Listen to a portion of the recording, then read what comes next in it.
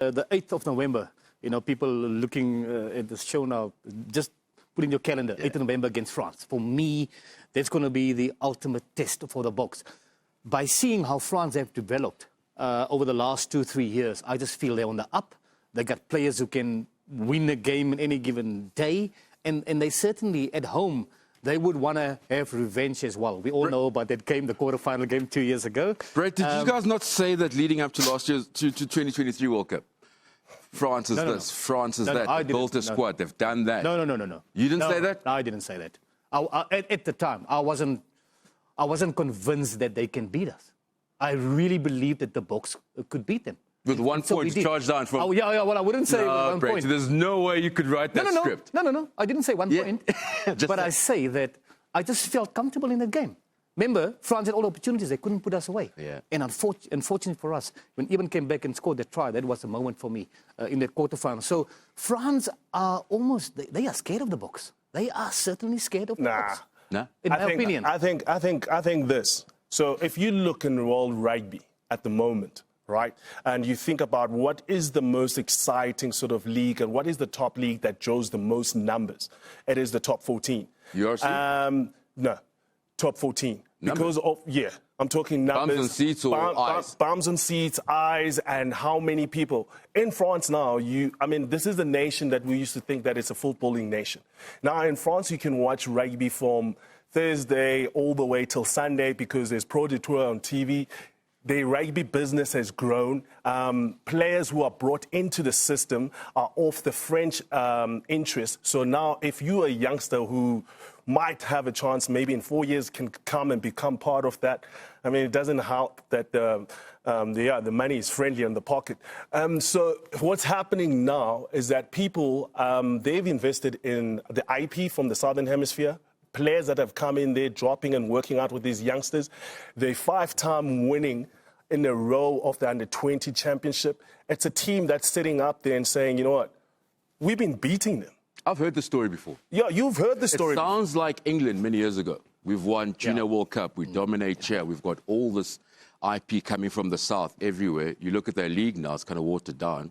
So for me, yes and no. Actually, it does not result in your national side being strong, powerful. I think they'll crumble under pressure, especially at home. I think expectations. So you say that the team that played in the 2023, they were the similar like they were not ripe enough to win the World Cup.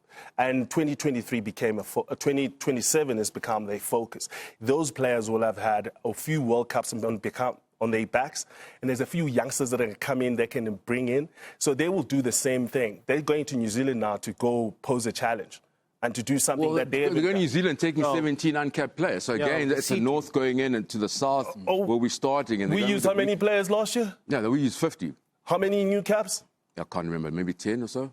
17. So when they're doing that, what is the problem? Because they're giving those players an opportunity to play at the highest level, test them in the place that is the toughest to play against. No. It's the toughest place to play against. No, they don't. So why don't you want to take your kids to make sure that they know and understand how it feels to win against New Zealand? So you're saying you'd go put in, case in point, what we have in South Africa at the moment, post-URC, post the guys come from Japan, from all over the world. Well, I think most of the guys come from URC. You'd say now, the team that's playing against the Barbers, I'll take these guys to Eden Park. I want them to feel we need to do that. Would you do that as head coach? We need to do that. No.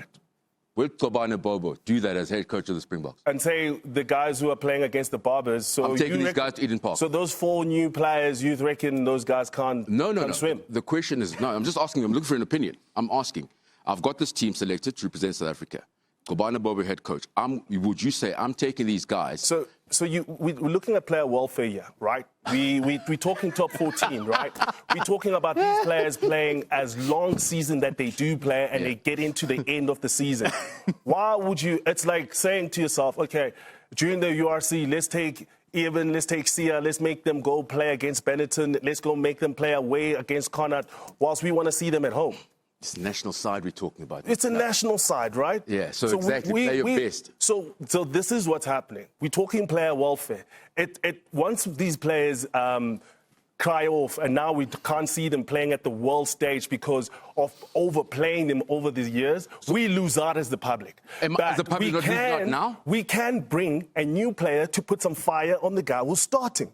Is the public not losing out now? It's France chose New Zealand. Yes, of course. Yeah. So just to add your Bobs, again, I mean, I played in France.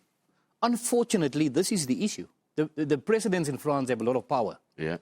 So what's happening at the moment, from my understanding, is that they don't release their best players to go to New Zealand. That is the case. Why? And They've now, played a lot of games. Yeah. No, understandable. They've played a lot of games. Understandable, but the public is missing out. Yeah. The public is, they're doing World Rugby a disservice. You want to see the best French players playing in New Zealand? This is the time where Rassie sits around now. Because of those 50 players he's used, he's got 50 options. Why don't you want to give Fabien Galthié the same opportunity? Yeah, that's his problem. He must build his own way. I'm saying he's building. Let him build. In his own way. Let him cook. Us. I don't think just finally, Rassie won't take 20 unkept players now to go and play New Zealand. You know what I mean? So simple. Well, he rested the whole team when he went and ambushed them in Wellington without even playing against Australia. He took a whole side and they trained by themselves. I mean, Apiwa... None of them were debutants. Gcobani was having, his second... I think it was his first game ever playing in a test match, Cheslin Colby. Debate is out there. What is your toughest clash for the Springboks in this season?